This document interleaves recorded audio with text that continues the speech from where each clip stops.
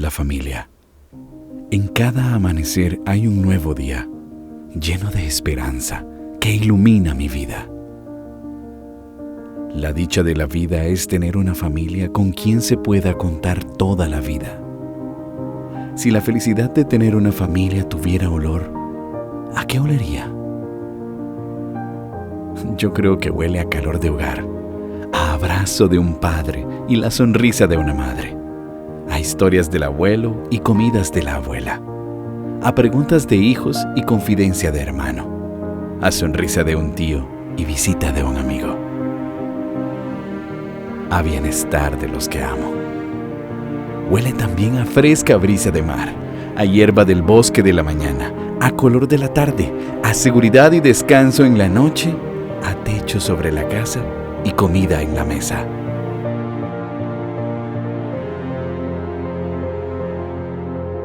De esta semana, qué impresionante iglesia y qué maravilloso su interés por edificar la familia.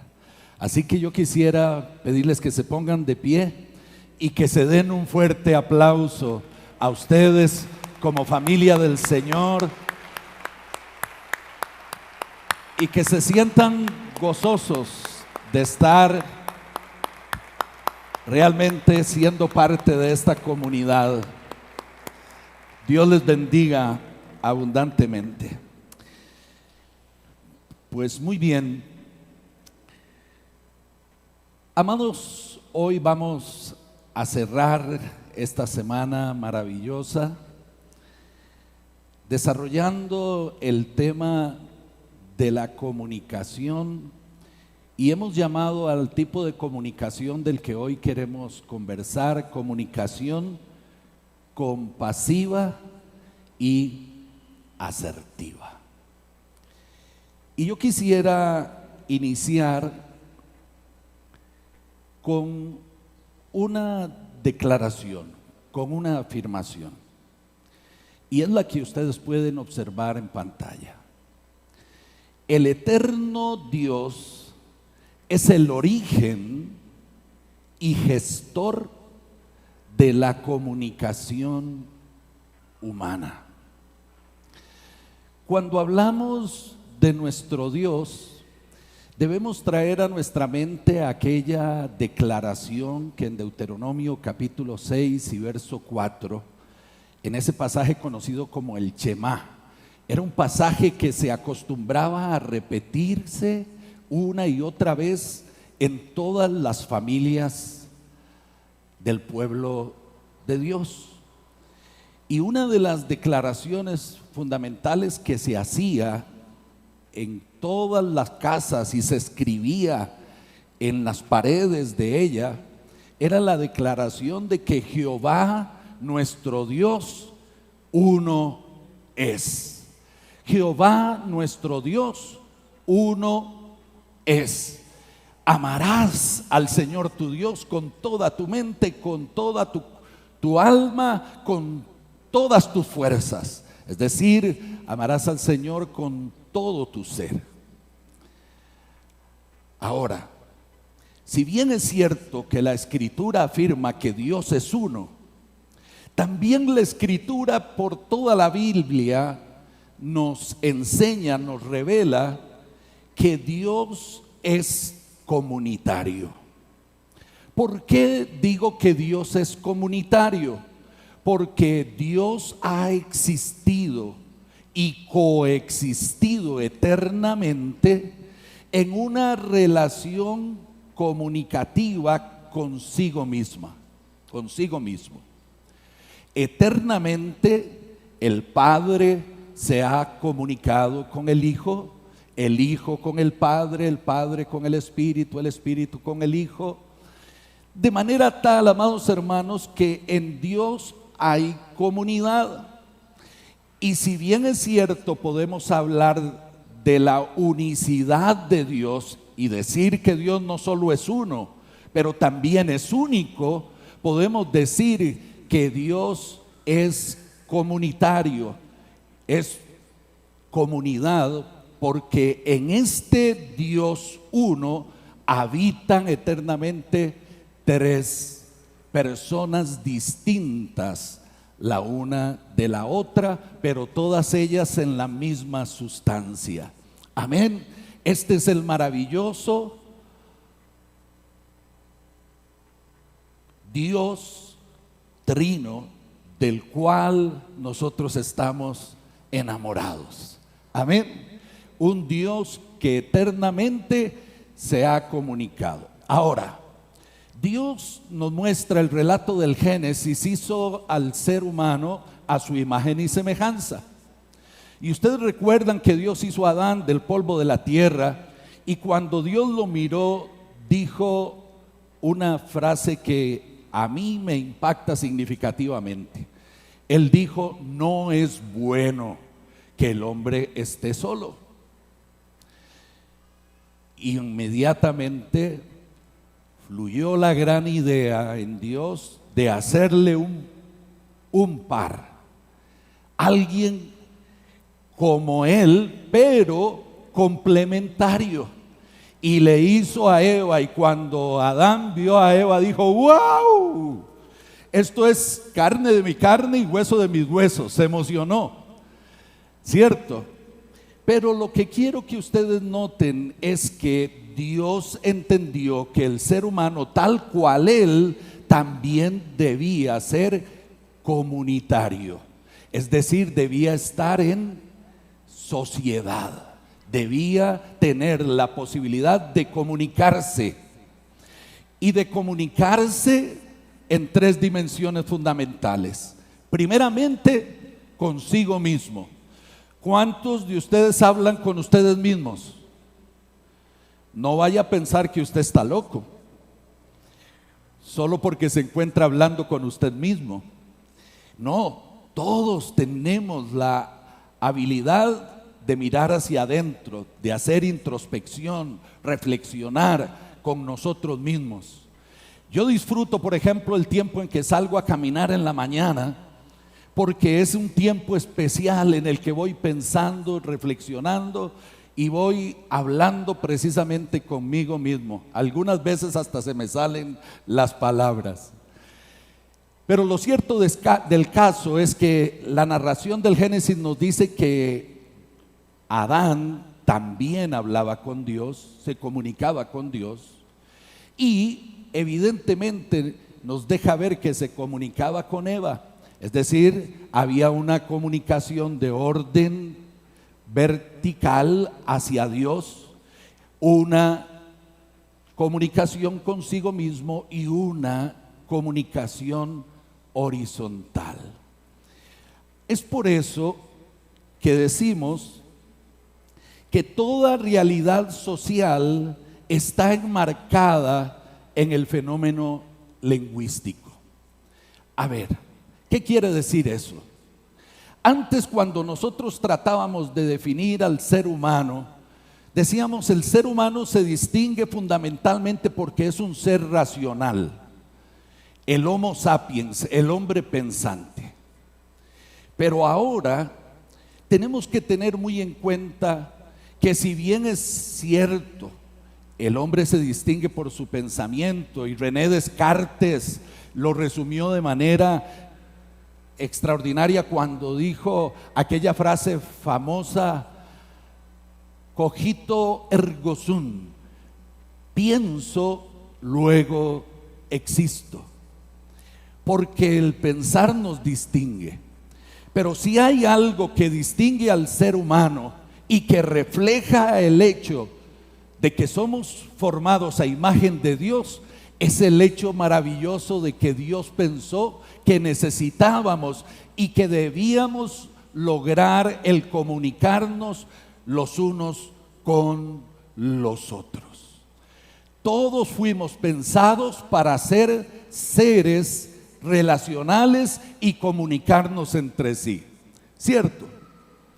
Ahora, vamos a hacer una pequeña dinámica y voy a pedirle a los voluntarios que están designados que por favor pasen rápidamente acá. Edgardo no lo sabía, pero él está designado también, y voy a pedirle Por favor, Edgardo, que pase aquí conmigo. Ahí. No podés, porque se ve translúcido, tenés que tenerlo así. Vos vas a estar al frente de los 5. Por favor, ustedes ubíquense cada uno en una mesa.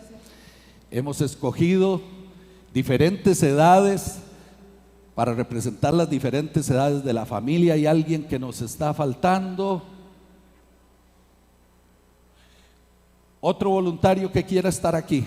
Aquí está Débora, excelente.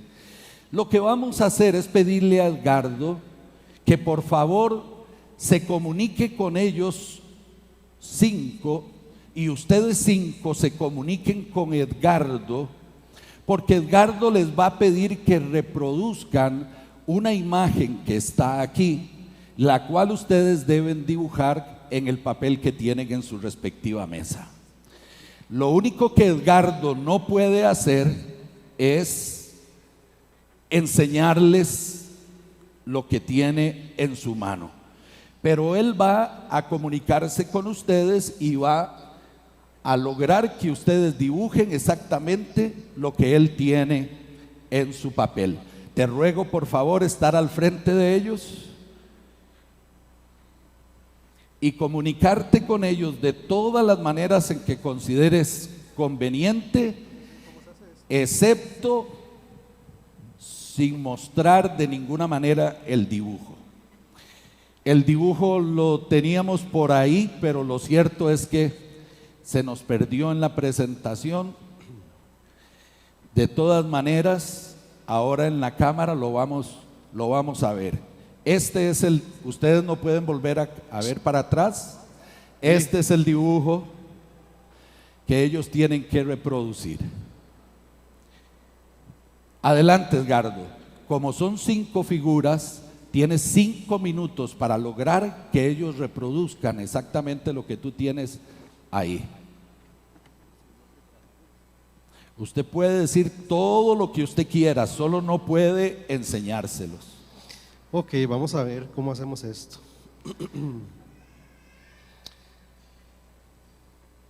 Bueno, primero vamos a hacer un cuadrado en la parte, espérenme, la parte superior izquierda, arriba izquierda, un cuadrado. Ustedes que están dibujando también pueden hacer todas las preguntas que quieran. No vamos a hacerlo muy grande porque toda la imagen tiene que estar en la hoja. Ay, Jesús. Debajo del cuadrado vamos a hacer un círculo, pero todavía no lo hagan, escuchen las instrucciones, ¿ok? Un círculo, solamente que a ese círculo, ay, ¿cómo lo digo? Vamos a quitarle como un cuadrado también, entonces va a quedar, ¿han visto a Pac-Man? Algo así, solamente que como un 25% del círculo le vamos a quitar, como que quede la parte de un cuadrado sin, no medianito, como la boquita se ve como cuadrado, así como yendo para arriba, así. Vamos a ver. Ok.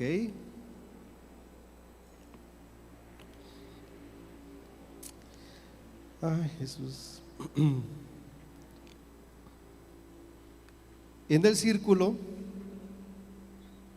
vamos a crear una flecha pero curva. ¿Puedo hacer mímica? Puede hacer lo que guste, Ok. menos enseñarles el dibujo. Comuníquese de todas las formas que usted desee, Sí.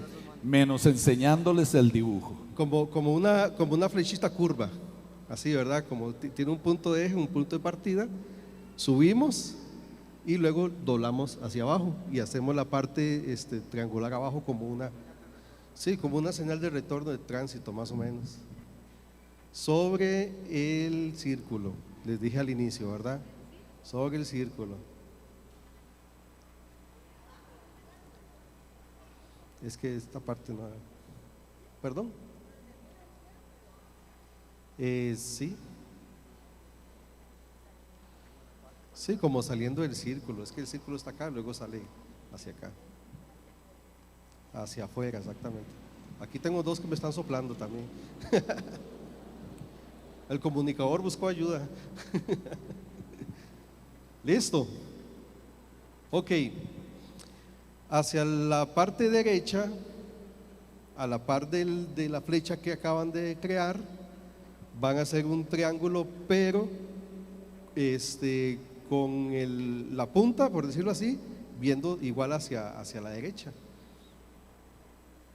Un tamaño mediano hacia afuera de la hoja, ¿verdad? Entonces es un triángulo, ¿verdad? Vos has visto que un triángulo tiene un pico arriba, ¿verdad? Vos lo haces así, solo ese pico va viendo para allá, hacia la derecha. A la par del círculo, hacia la derecha.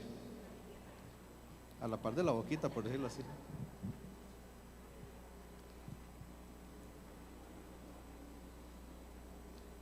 Pues ahí se va. Ok. ¿Listos? En la parte de abajo, sí, han visto un corbatín que tiene como dos triángulos, así pegados, como hacer un corbatín en la parte de abajo, pero ya de dibujito, ya en la parte de abajo. Son como dos triángulos viéndose entre ellos. ¿Han visto sí, un corbatín? Que son dos triángulos pegados. Nos queda un minuto. Ok. ¿Listos? ¿Todos listos? ¿Lo terminaron? Ok. Muchas gracias, Paz. Creo que ya. Vamos a ver. Pues ahí se va, dijo el chavo. Pues ahí se va. ¿Listo, Paz? ¿Tienen alguna duda ustedes? ¿Alguna pregunta que hacer?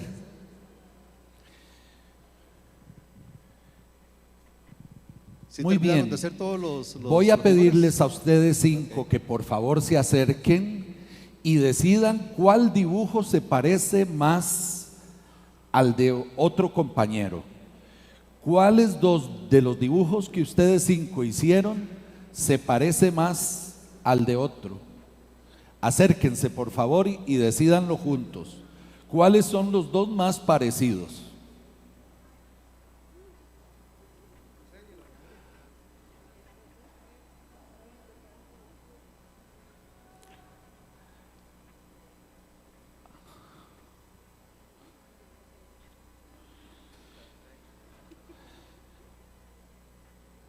¿Hay dos iguales? No.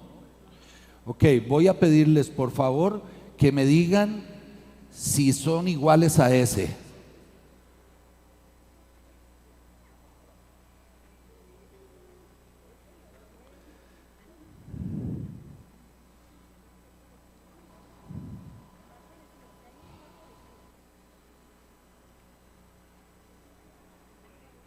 Ok.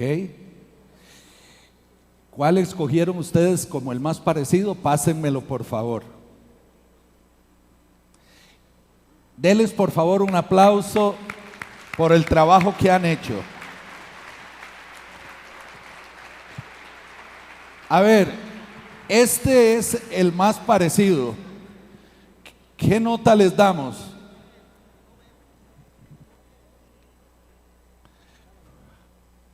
A ver, para que los vean en la cámara.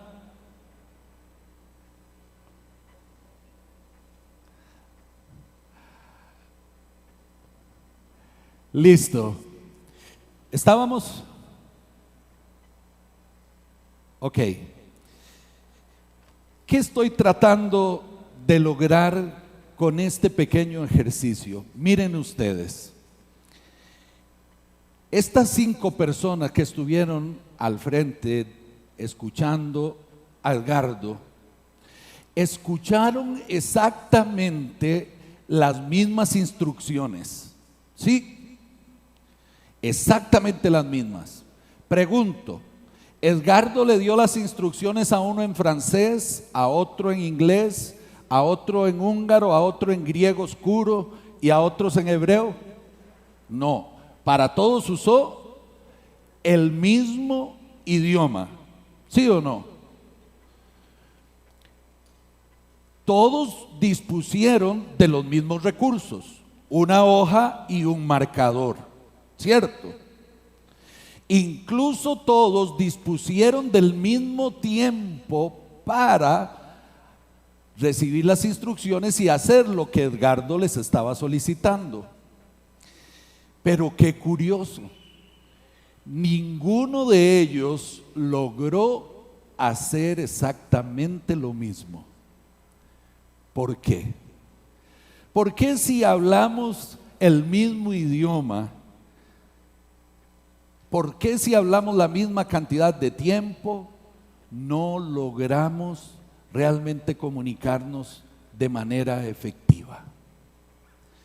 Piense en esto. Todos a la hora de comunicarnos en nuestro hogar, tenemos la impresión de que hemos dicho las cosas de forma clara, así como Edgardo piensa que se las dijo de forma clara a todos estos 5 hermanos, ¿sí o no, Edgardo? Todos debieron haber hecho exactamente lo mismo que estaba en tu hoja. ¿Cuántos de ustedes le han dado instrucciones, padres, a sus hijos que piensan que fueron precisas, exactas, y a la hora de la hora descubren que los hijos no entendieron lo que usted quería decir? ¿Les ha pasado eso? A ustedes, muchachos, ¿cuántas veces les han explicado a sus papás cómo es que se hace ese asunto en la computadora? Se lo han hecho ver 3 veces, se lo han dicho unas 4, y a pesar de eso, la siguiente vez te vuelven a llamar para decirte cómo era que esto se hacía. ¿Sí o no?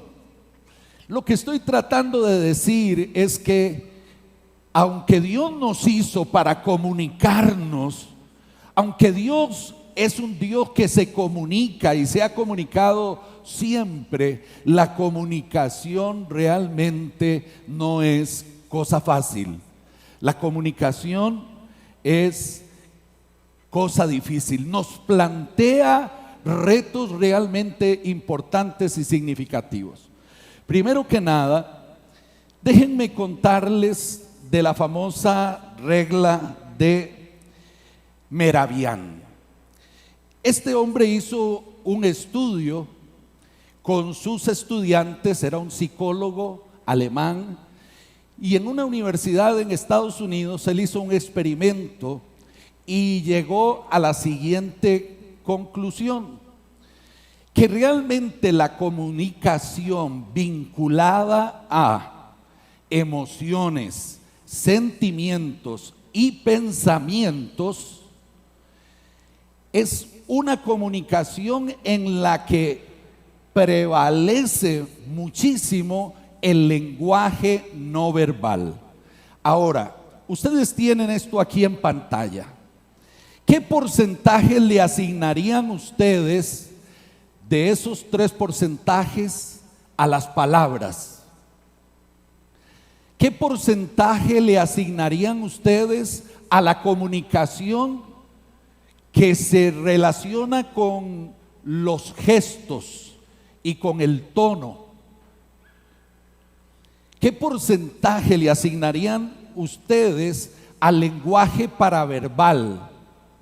Es decir, al lenguaje que tiene que ver con la articulación, la velocidad, la forma elegante de hablar, etcétera.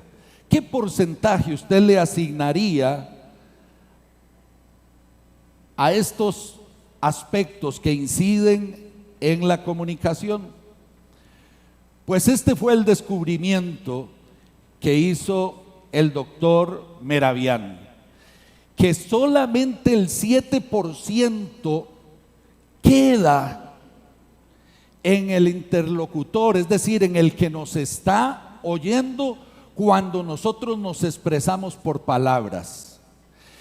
Este experimento está, como dije, relacionado a las conversaciones particulares en las cuales, como nos dijo la doctora Jacobo, ¿verdad?, seguimos la línea de las emociones, los sentimientos y los pensamientos.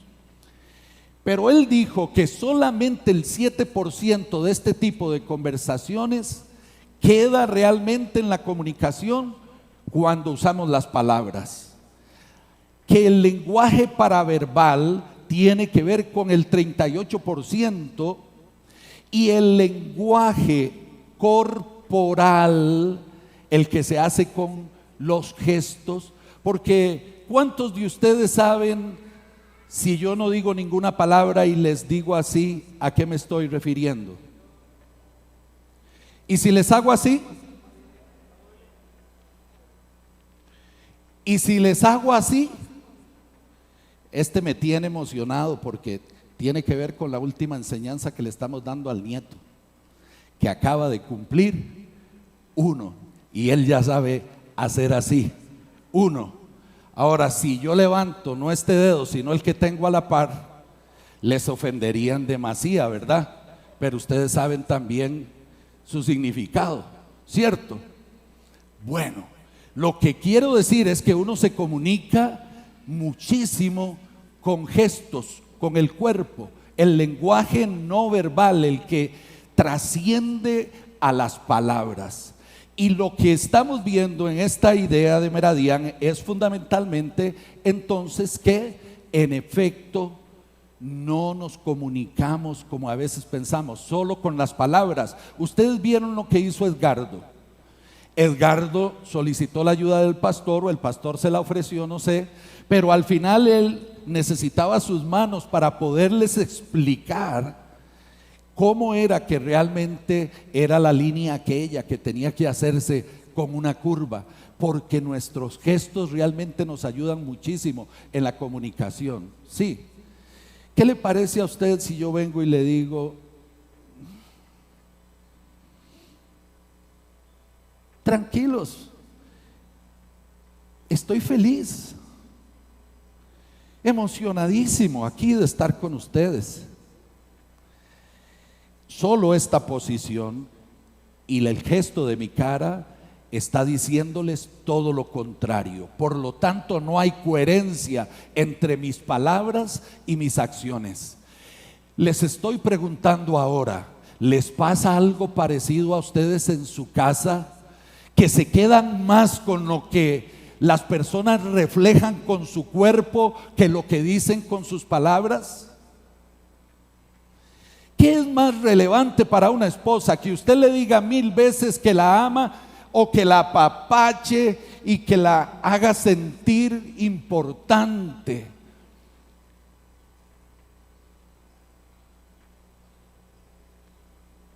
Vos decís que la apapache, pero las damas probablemente dirían: a mí oírlo siempre me pone loca, porque a ellas les gustan oírlo, pero al fin y al cabo, cuando los años pasan, es más significativa la presencia que implica contacto y que implica evidencia de que realmente amamos, que el meramente decirlo.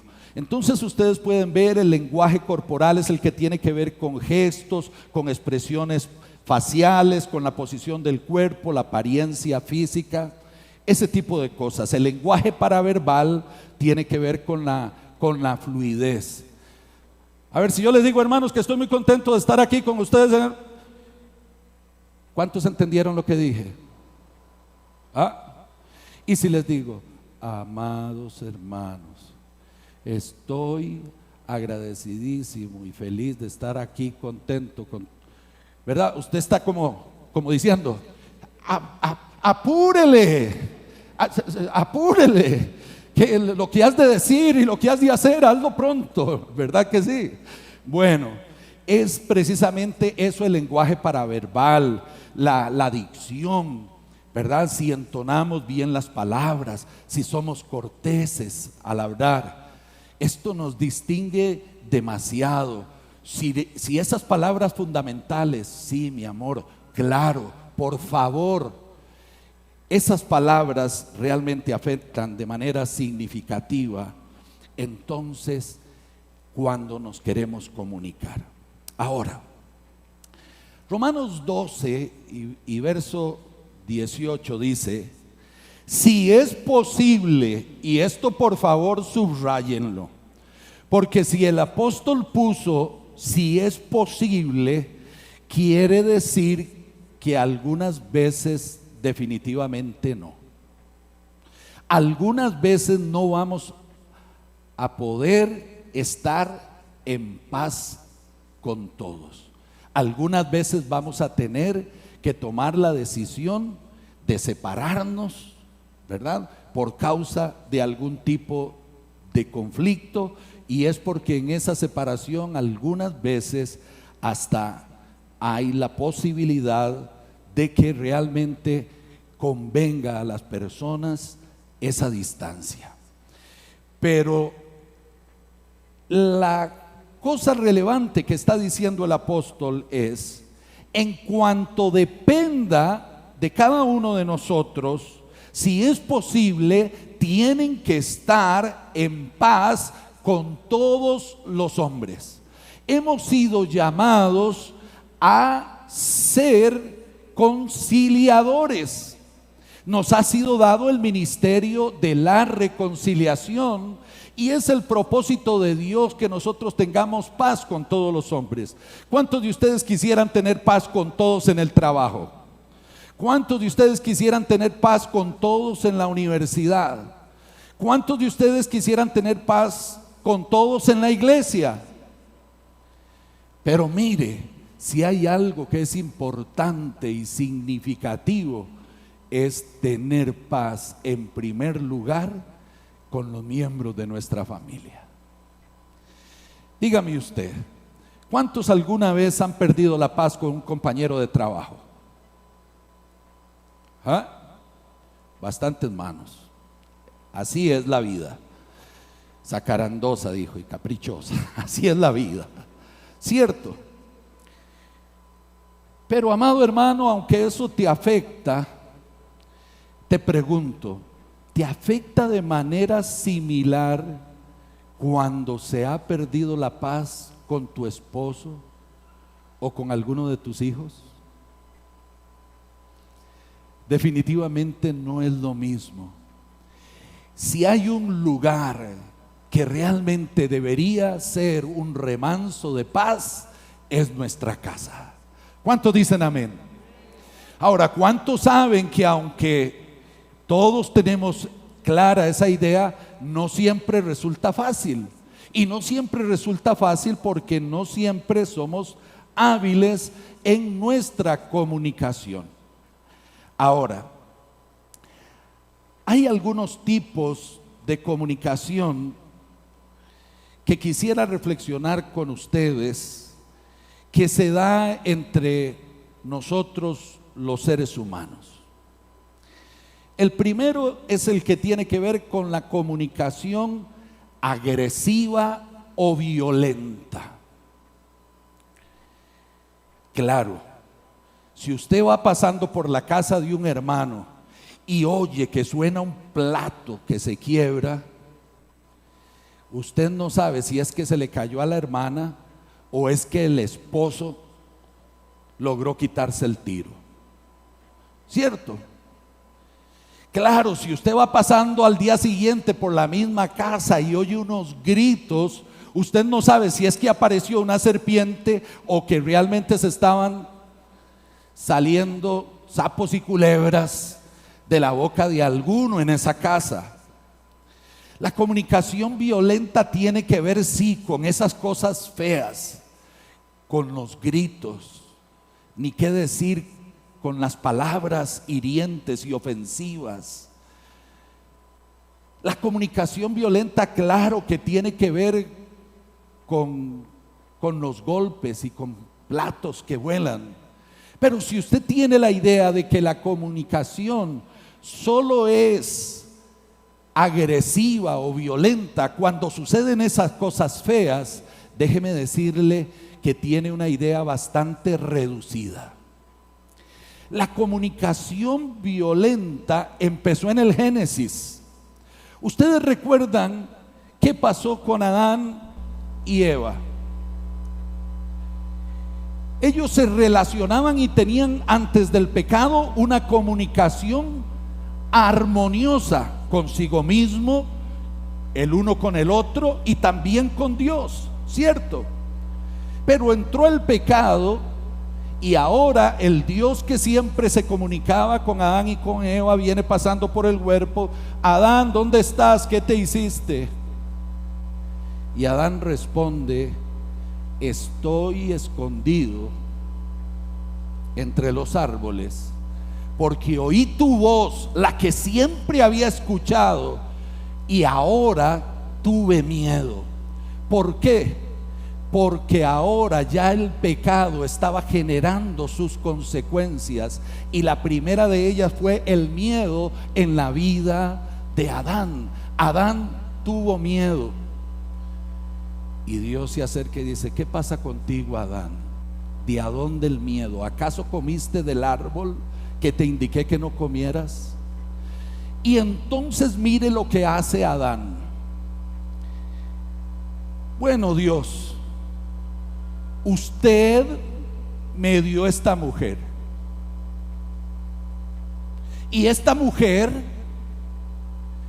me dijo que comiera. Hey, Dios, yo comí. ¿Qué era lo que estaba Adán diciéndole a Dios? Dios no cayó en la trampa, pero ¿qué le hubiésemos respondido nosotros a Adán si hubiéramos estado en el lugar de Dios? Le hubiéramos dicho: ¿qué es lo que estás diciendo? Lo que estás diciendo es que no te gustó el regalo que te di. Lo que me estás diciendo es que no fue una bendición para tu vida esta mujer que tomé de tu costilla. Lo que estás queriendo decir entonces es que yo soy un inútil y no hago las cosas bien por no darte un robot en vez de una mujer que pudiera decidir. Adán estaba insinuando que Dios no había hecho algo bien. Y cuando empezó a insinuar que Dios no había hecho algo bien, en realidad lo que estaba diciendo es: no me hago responsable de lo que yo he hecho. Y cuando hay alguien que no se hace responsable de lo que dice y de lo que hace, entonces empieza a generar una comunicación no violenta. Una comunicación violenta. Cuando usted está culpando a otro por aquello que usted ha hecho mal, entonces usted también empieza a generar comunicación violenta. Cuando usted quiere poner culpabilidad en otra persona por algo que usted no está haciendo bien, usted está ejerciendo una comunicación no asertiva, no misericordiosa, sino una comunicación agresiva. Ve, algunos cristianos dicen: no, nosotros nos comunicamos perfecto, porque no nos golpeamos, no tiran platos, no se gritan, pero se culpan, evaden la responsabilidad, y cuando eso sucede, la comunicación se vuelve violenta. Hay otro tipo de comunicación que es la comunicación pasiva, y la comunicación pasiva es precisamente en la que alguna de las personas decide perder y dejar que la otra gane a fin de evitar problemas. En la comunicación violenta, el que es violento siempre va a querer ganar. En la comunicación pasiva hay siempre alguien que va a preferir perder. Cuando usted asume un rol pasivo en la comunicación, usted no da su opinión, usted no dice qué es lo que piensa, cuál es su parecer acerca de cualquier cosa.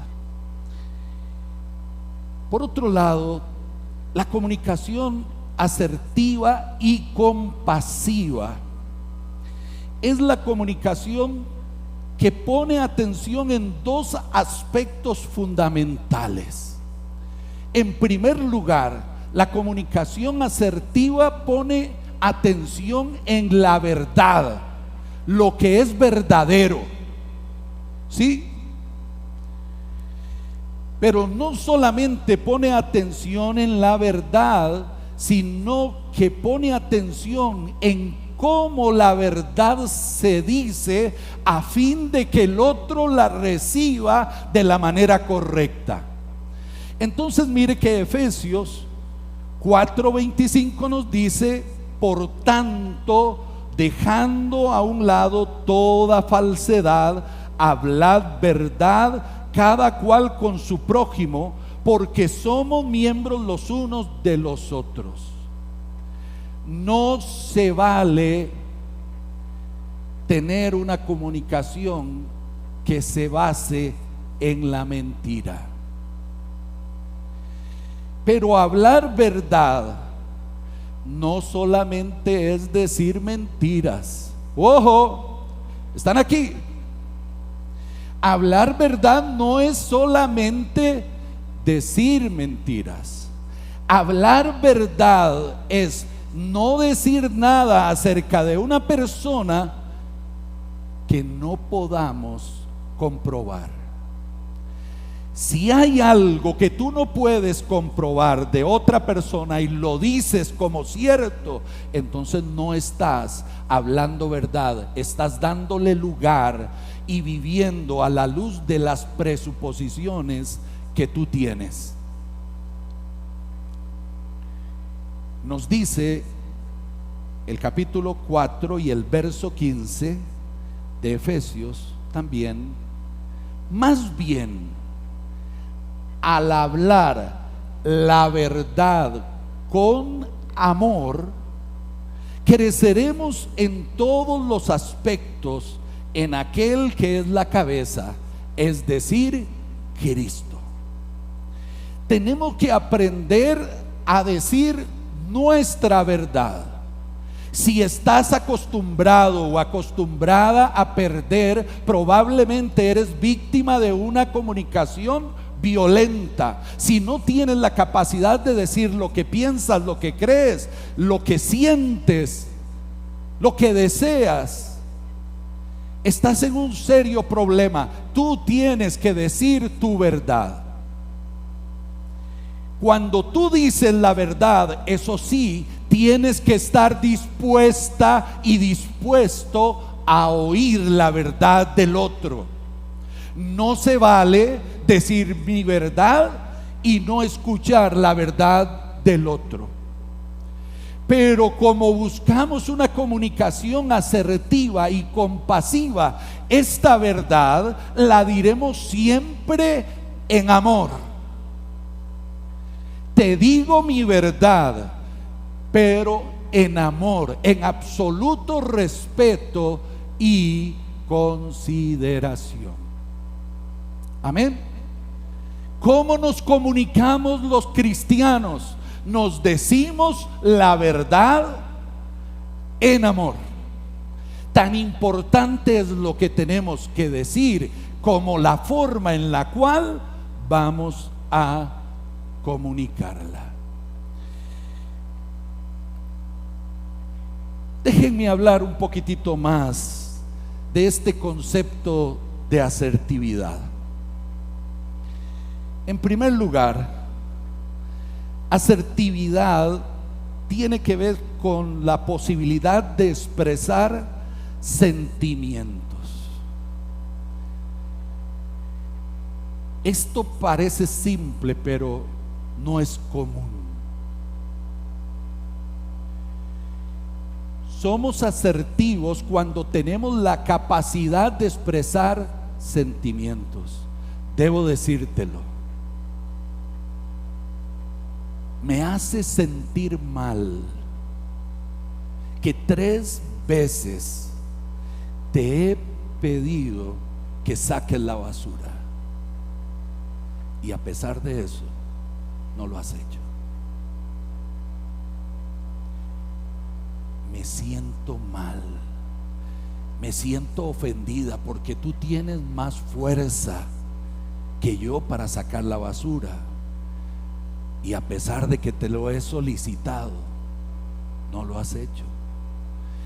Esa habilidad de expresar cómo me siento ignorada porque te estoy hablando y yo te miro a los ojos, y cuando te estoy hablando das la vuelta y te vas a atender. ¿Qué fue lo que me fui a atender, Tita? Un día de estos, ya ni me acuerdo, pero caí en esa, hermanos. Está la doña diciéndome algo debidamente emocionante. No, hombre, ¿cuál? Ayer fue. Bueno, no quiere echarme al agua, se le agradece. Lo cierto, amados hermanos, es que ella se detuvo y me dijo: me hiciste sentir mal, te estaba hablando y me dejaste viendo para el ciprés. Esa posibilidad de decir qué es lo que está sintiendo me dio a mí la oportunidad de usar la palabra mágica. Mi amor, la verdad que soy tan bruto que ni me di cuenta. La palabra mágica no es bruto, es perdón. Ve, porque uno no es asertivo cuando se ofende. Asertividad tiene que ver con expresar un punto de vista, como antes decimos, ¿cuál es mi opinión? A ver, mi tata, usted dice que estos amigos están resultando una mala influencia para mí, porque quieren llevarme a la iglesia. Pero dígame una cosa, mi tata, ¿cuándo ha sido negativo que uno busque de Dios o que busque de la palabra de Dios y se enfoque en las cosas espirituales? Este jovencito tuvo la posibilidad de decirle a papá qué es lo que piensa al respecto. La capacidad de decir no. Les cuento un ejemplo muy bonito que viví hace unos días. En mi casa, una de mis hermanas, en mi familia, tiene cierta famita de ser muy impositiva. Entonces resulta que toda la familia nos reunimos, porque mi madre estaba un poquito enferma, y nos reunimos para estar con ella. Yo llego un poquito tarde y me siento a la par de ella. Nomás me estoy sentando y me dice: mira, ahí traje un vinito, anda a servirle uno a Laura. Delante de todos yo le dije: no quiero. Punto. Se armó un silencio sepulcral. Y ella me volvió a ver, se levantó y fue y lo trajo. Al rato hizo este comentario: en realidad no era que no querías ir, ¿verdad?, sino que no te mandara. Y le digo: qué bueno que con pocas palabras te diste cuenta. Amados, hay que tener la habilidad de decir no cuando estamos persuadidos de que un sí en realidad nos agrede, nos violenta, en realidad nos hace sentir mal. Déjenme avanzar y decir que la asertividad también tiene que ver con la preocupación genuina por los intereses personales. Viene el hijo y le dice a la mamá: mira, mi mamá, préstame, es que vieras qué buen negocio tengo. Y la mamá tiene derecho para decir: no, mijito, yo no puedo comprometer mis ahorritos de toda la vida en un negocio que, para serte honesto, no me suena. Ve, la posibilidad de decir: no, un momentito, mis intereses personales también se toman en cuenta. El manejo de objeciones y críticas. Tenemos que ser asertivos cuando alguien viene y te critica y te hace sentir mal. ¿Cuánto les ha pasado eso? Es que si sos chapa, no puede ser posible que tengamos 2 meses con esa gotera. No seas inútil, ¿qué te cuesta repararla? ¿Cómo nos hace sentir aquello? Puede ser que tengas razón respecto a que algo debimos haber hecho con la gotera, pero no es esa la forma en la que realmente nosotros deberíamos ser tratados. Cuando somos tratados así, no, si soy inútil, entonces arregla la voz. Ese tipo de reacciones fluyen cuando no sabemos manejar la crítica, y es muy importante el hacerlo. Vean, si hay algo difícil para nosotros los cristianos es la crítica. Hermanos, vean, nosotros somos delicadísimos. Perdón, mucho más los que se creen demasiado santulones. Sí, al chile. Hay algunos cristianos que se creen pero tan santos que Jesús tuvo que hablar una parábola a unos que se creían demasiado justos. Dice, les refirió una parábola y les enseñó que muchas veces un publicano podía ser más acepto delante de Dios que un fariseo jugando de piadoso. Hermanos, porque a nosotros nos cuesta aceptar que nos equivocamos. Como estamos en el negocio de cada día ser mejores personas y cada día hacer lo mejor, nos cuesta aceptar que nos equivocamos. Y es ahí donde es vital que en la casa seamos un poquitito tolerantes cuando se nos dice una que otra verdad.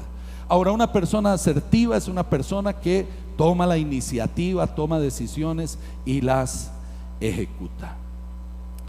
Bien, consideraciones claves que puedes tener para la consideración afectiva.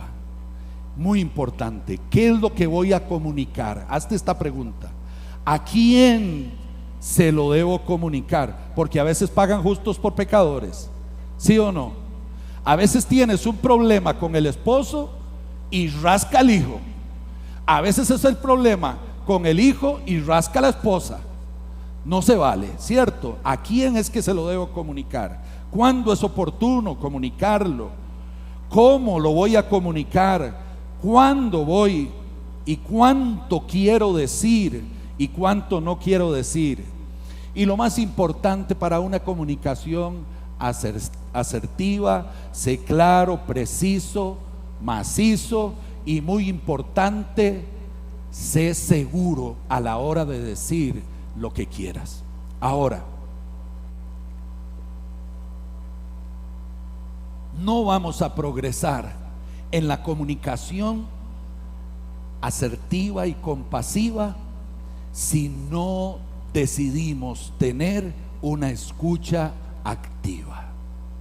A ver, dígalo conmigo: no tendré una comunicación compasiva si no tengo una escucha activa.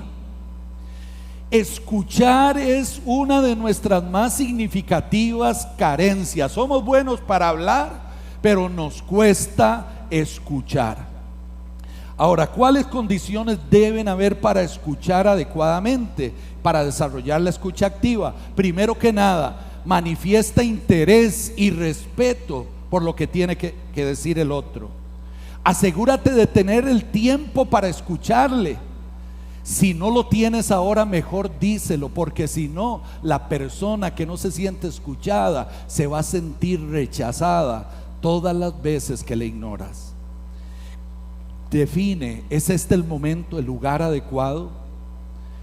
Sobre todo, ten claro lo siguiente: cuando quieres escuchar, debes haber respondido a la pregunta: ¿realmente tengo la intención de ponerme en el lugar del otro, de escuchar sus sentimientos, sus opiniones?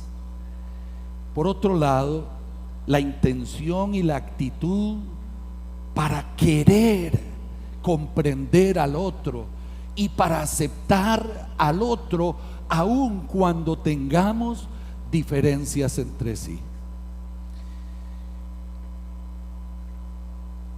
Muchas veces en la escucha nosotros tomamos una posición de ignorar.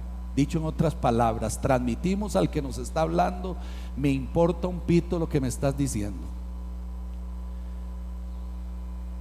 Otro nivel es el de fingir.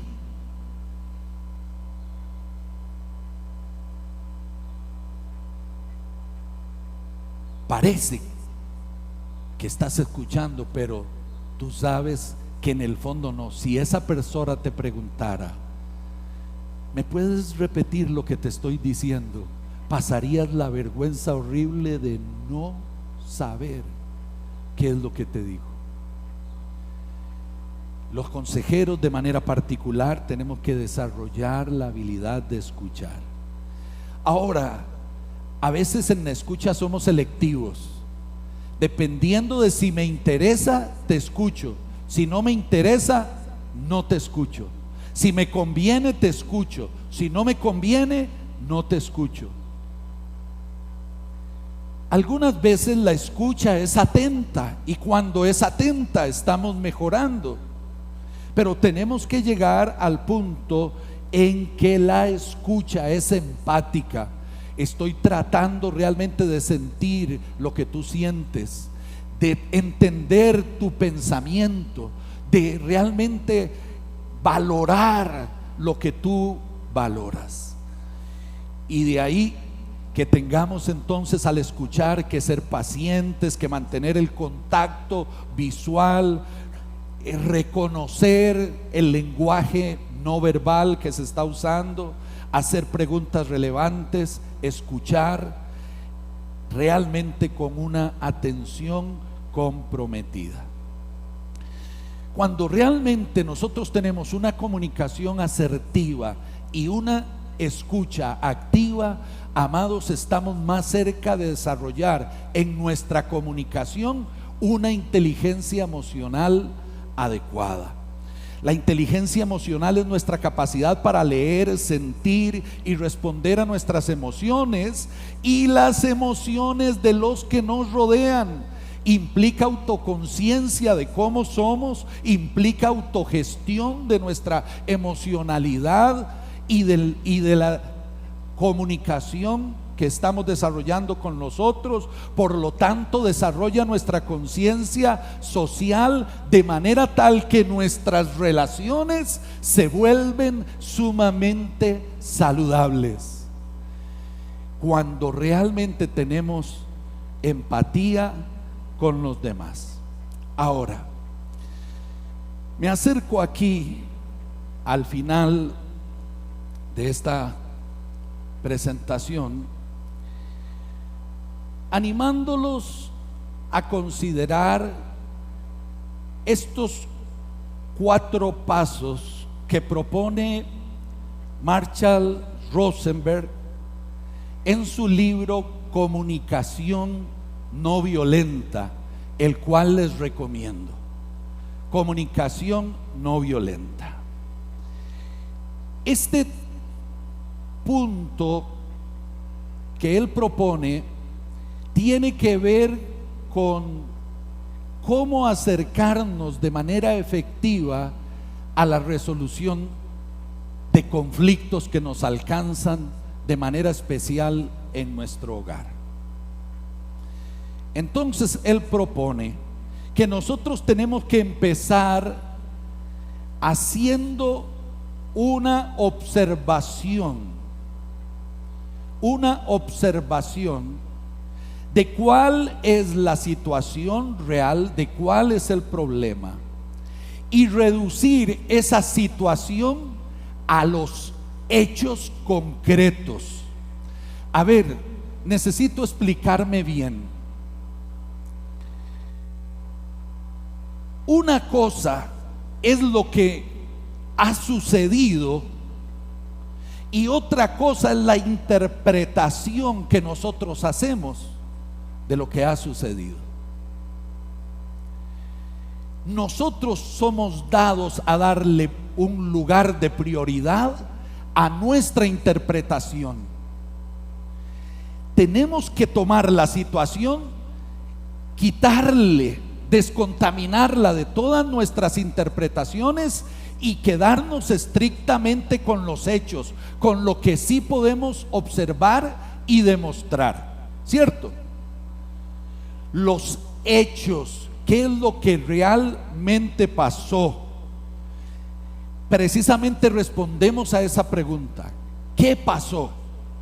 Entonces miren el ejemplo que tenemos en la lámina que ustedes están viendo. Me dijiste que no me ibas a ayudar a pintar la casa. Eso fue lo que el esposo le dijo a la señora cuando la señora le solicitó que hicieran algo porque la casa ya se veía demasiado desgastada. Pero resulta ser que qué situaciones pueden aparecer alrededor de ese hecho. No, mi esposo es un descuidado, parece que no tuviera gusto. Si fuera que no tiene harina para ir y comprar el poquito de pintura que se necesita, hasta pagarle a otro puede, pero no hay forma de que haga algo con esta casa. Realmente es un desconsiderado. Ven toda la versión que fluye de la interpretación que hacemos de un solo hecho. Él dijo que no quería pintar la casa, pero el hecho de que él dijera eso significa para mí, yo interpreto un sinfín de cosas alrededor de eso que son las que realmente van a generar el verdadero problema. Entonces lo primero que hay que hacer es despojar la situación de las interpretaciones, porque las interpretaciones que no tienen asidero son juicios. ¿Y qué dice la escritura? No juzguéis para que no seáis juzgados. Mateo 7:1. No juzguéis. El problema es que nosotros no solamente hacemos un juicio, pero hacemos un veredicto culpable, ¿cierto? Necesitamos que en la comunicación realmente nos quedemos con los hechos y no demos lugar a los juicios. Los juicios son aquellas cosas que validamos cuando no tenemos cómo demostrarlas. Es decir, tiene que ver con nuestras suposiciones. En segundo lugar, es muy importante ver el tema de los sentimientos. Ok, la comunicación es compasiva cuando yo estoy tratando de entender qué te hace sentir a ti el hecho de que te diga que no voy a pintar la casa. ¿Cuáles son tus sentimientos? No, es que a mí me gusta lo bonito y yo me siento mal, hasta me siento un poco cochina aquí, un poco cochino aquí. ¿Sí me explico? Nos interesamos en los sentimientos. Luego, preste atención en esto. Tenemos que responder con sinceridad a la pregunta: ¿cómo me sentí? Entonces decir con claridad: me sentí ofendido, preocupado, ansioso, desesperado, etcétera, y poder decirlo. Luego trate de descubrir cuál es su necesidad. Mi necesidad real es sentirme cómoda aquí en la casa y disfrutar con toda la familia en una casa bonita y bien arreglada. Y para eso necesito de tu cooperación, necesito de tu apoyo, necesito de tu ayuda. Por último, trate de concretar una petición. Mira, vos no querés pintar la casa. ¿Me podés explicar por qué?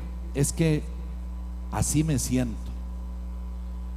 y yo necesito esto, pero ¿será que entonces podamos disponer del presupuesto para contratar a alguien que la arregle? ¿Sí me explico?